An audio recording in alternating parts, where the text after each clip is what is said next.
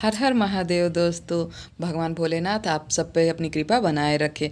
मार्गशीर्ष माह की एकादशी यानी कृष्ण पक्ष की एकादशी इस बार दिसंबर में 8 दिसंबर को पड़ रही है। 8 दिसंबर को 5:06 से यह एकादशी का प्रारंभ होगा और दूसरे दिन यानी कि 9 दिसंबर को 6:31 तक ये रहेगा। इसकी पारण 1 बजे से 3 बजे तक रहेगा। 9 दिसंबर को ये एकादशी उत्पन्ना एकादशी के नाम से जाना जाता है।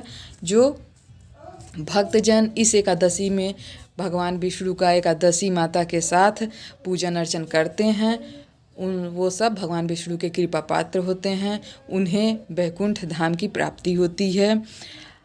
आइए भक्तों, अब इसकी कथा सुन लेते हैं। सतयुग में एक मूर नामक दैत्य था जो बहुत ही ज़्यादा भयानक था।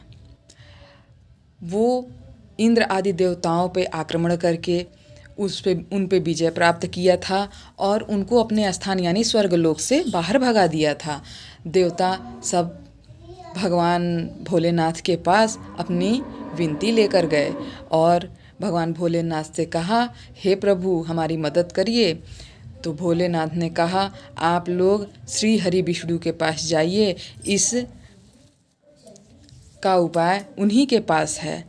सभी देवी देवता क्षीर सागर के लिए प्रस्थान करते हैं और भगवान विष्णु के पास जाकर कहते हैं, हे प्रभु आप हमारी रक्षा करिए, इस दैत्य से हमको बचाइए जो हमारे स्वर्ग लोक से हमारे स्थान से हम लोगों को भगा दिया है। कृपा करके इससे हमारी रक्षा करिए। भगवान विष्णु युद्ध स्थल पे देवताओं के साथ जाते हैं। भगवान विष्णु को देख करके मूर दैत्य उन पे अस्त्र शस्त्रों से बौछार करने लगता है और बौछार करने लगता है।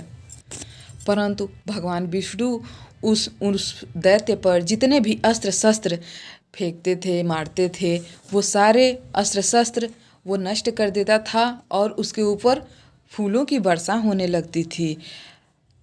हजारों वर्षों तक, सहस्र वर्षों तक ये युद्ध चला और फिर भगवान विष्णु थक करके भगवान विष्णु शांत होकर बद्रिकाश्रम में एक गुफा के अंदर चले गए जो 12 योजन लंबी थी। उस गुफा के अंदर जा कर के विश्राम करने लगे। वो मूर नामक दैत्य भी उनके पीछे पीछे गया और उनको शयन करते देख सोचा कि आज मैं विष्णु को मार करके इस संसार पे भी विजय प्राप्त कर लूँगा, तीनों लोकों पे विजय प्राप्त कर लूँगा। और फिर उन पे प्रहार किया। भगवान विष्णु सो रहे थे, उनके शरीर से एक तेज उत्पन्न हुआ, उस तेज से एक कन्या का जन्म हुआ। उस कन्या ने उस प्रहार को रोक लिया और दैत्य से लड़ने लगी, युद्ध होने लगा दैत्य से उससे। उसके बाद वो युद्ध में कन्या ने उस दैत्य को पराजित कर दिया, उसको मूर्छा में ला दिया। जब मूर्छे से वो दैत्य उठा तो उसका सर धड़ से अलग करके उस पर विजय प्राप्त की। भगवान विष्णु की निद्रा टूटी और वो देखे कि वो दैत्य वहाँ मरा पड़ा हुआ है और कन्या से पूछा, ये कैसे हुआ? उसने कहा, ये आपको सोता हुआ देख करके आप पे आक्रमण करने, युद्ध करने के लिए आया था और प्रहार किया था ताकि ये आपको मार सके। मैं आपके शरीर से उत्पन्न हुई हूँ और मैंने इस राक्षस का वध किया है। भगवान विष्णु ने उस कन्या को आशीर्वाद दिया और बोला, आज एकादशी के दिन तुम्हारा जन्म हुआ है, इसलिए तुम उत्पन्ना एकादशी के नाम से जानी जाओगी और पूजी जाओगी।